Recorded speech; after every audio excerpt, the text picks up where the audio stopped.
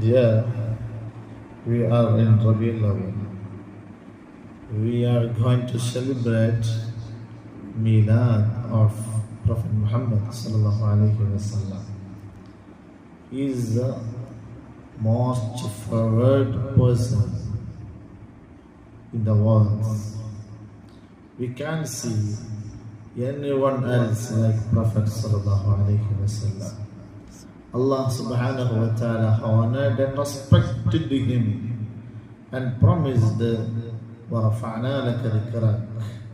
Oh, Ya Rasulullah, we raised your name high, your remembrance, your praising, we raised it high. And when Abu Lahab came and said Rasulullah sallallahu alayhi wa sallam, Tabbalak ya Muhammad, O Muhammad, may you be perished.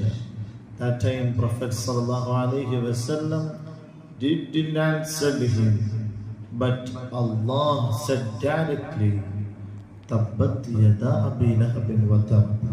May two hands of Abu Lahab perish and himself perish. You can see the love of Allah to Prophet sallallahu alaihi wasallam through this ayah. When Arabian mushrik came to Prophet sallallahu alaihi wasallam and said, "We worship your God one time. You should worship our God one time."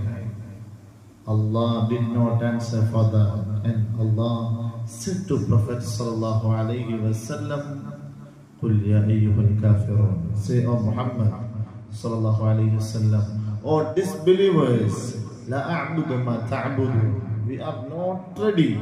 I don't worship whom you worship. Wala antum ma'abiduna ma a'bud. You don't need to worship whom we worship. We can see through these ayah and verses of Quran the love between Allah and His last and final messenger, Rasul sallallahu alayhi wa sallam.